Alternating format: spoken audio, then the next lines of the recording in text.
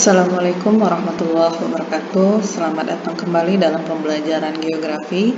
Hari ini kita akan mempelajari mengenai konsep dasar geografi.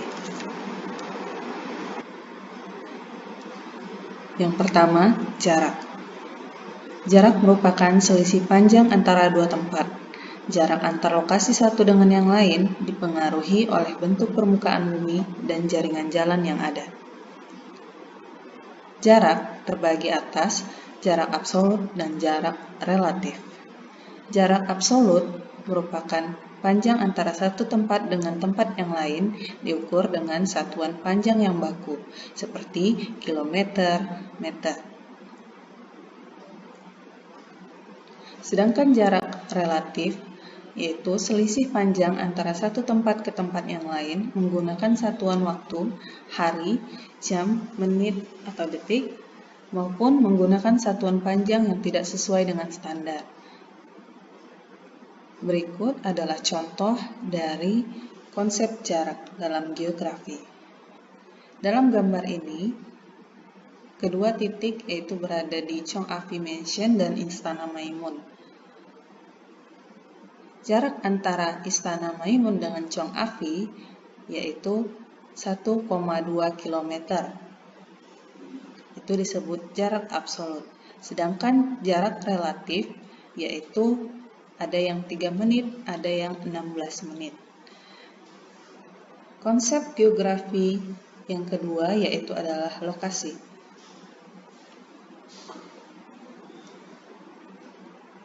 Lokasi merupakan posisi suatu objek di permukaan bumi. Lokasi terbagi atas lokasi absolut dan lokasi relatif.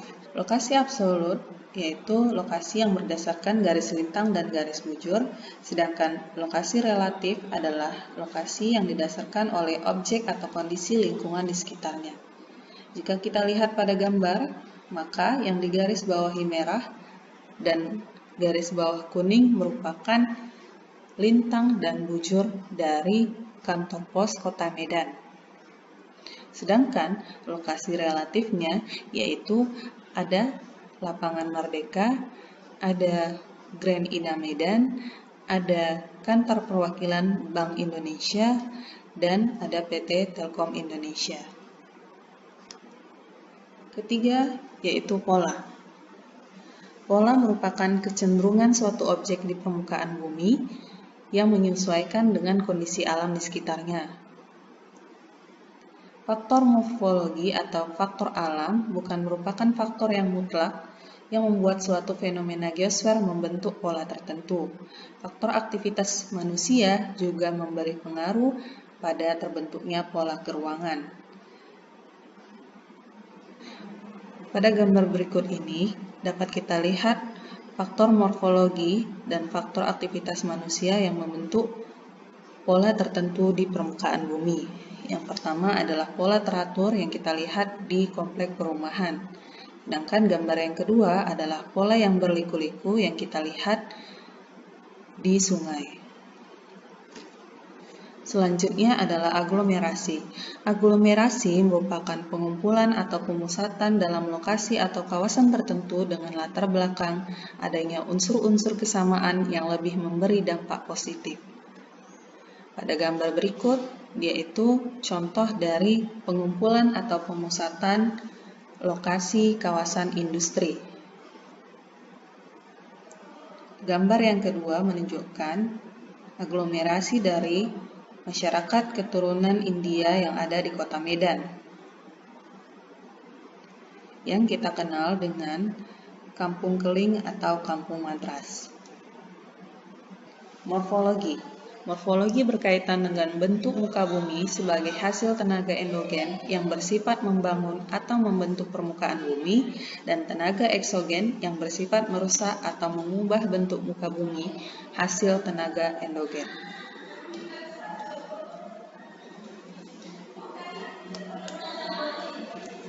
Diferensiasi area, yaitu perbedaan antara suatu daerah di permukaan bumi dengan daerah yang lain dicermati dari corak yang dimiliki oleh suatu wilayah dengan wilayah yang lain. Pada gambar berikut bisa kita lihat ada wilayah gurun, ada wilayah hutan musim, hutan hujan tropis. Masing-masing wilayah memiliki karakteristik sendiri. Keterjangkauan. Keterjangkauan merupakan tinggi rendahnya tingkat kemudahan dalam menjangkau suatu tempat di permukaan bumi. Keterjangkauan dipengaruhi oleh jarak menuju lokasi, bentuk permukaan bumi, iklim dan cuaca, sarana dan prasarana transportasi, dan yang terakhir adalah kondisi sosial dan politik. Pada gambar berikut kita akan melihat contoh dari pengaruh dari jarak menuju lokasi dan sarana prasarana transportasi. Kota Medan dan Kota Padang berjarak 771 km.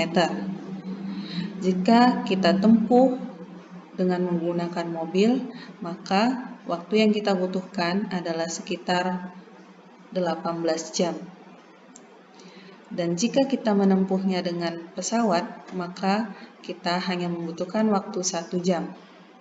Namun jika kita lihat bentuk permukaan bumi dari Medan ke Kota Padang, maka akan melewati berbagai jalan yang berliku. Sedangkan jika kita menggunakan pesawat, tidak ada hambatan. Kemudian pada gambar di sampingnya adalah kapal yang terhambat iklim dan cuaca.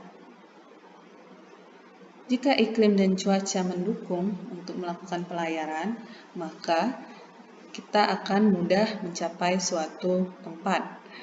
Namun, jika cuaca tidak mendukung, maka perjalanan yang tadinya hanya membutuhkan waktu 3 jam akan membutuhkan waktu yang lebih lama lagi untuk sampai ke sana. Dan yang terakhir adalah kondisi sosial maupun politik suatu negara atau suatu wilayah juga mempengaruhi keterjangkauan atau kemudahan kita menuju suatu tempat di permukaan bumi. Negara Indonesia tidak bisa bebas masuk ke berbagai wilayah negara yang ada di permukaan bumi.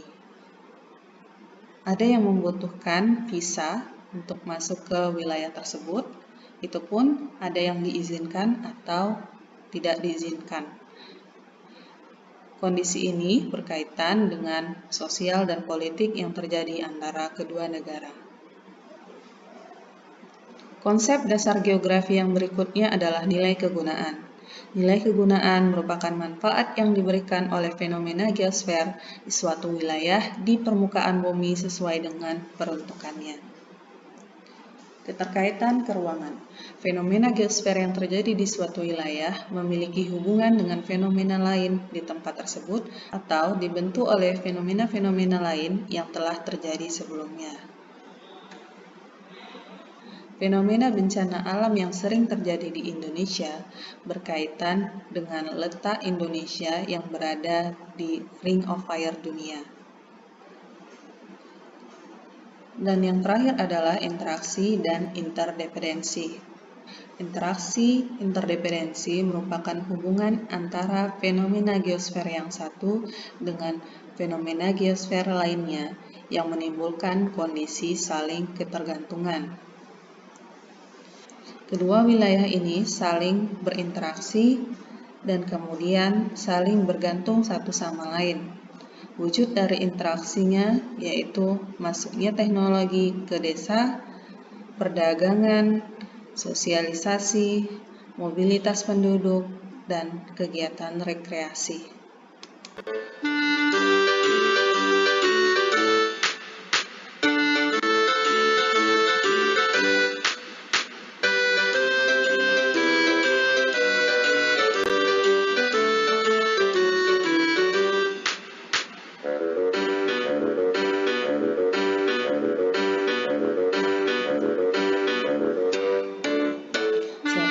Konsep dasar geografi, jarak, lokasi, pola, aglomerasi, morfologi, diferensiasi area, perjangkauan, kegunaan, keterkaitan, keruangan, interaksi, interdependensi.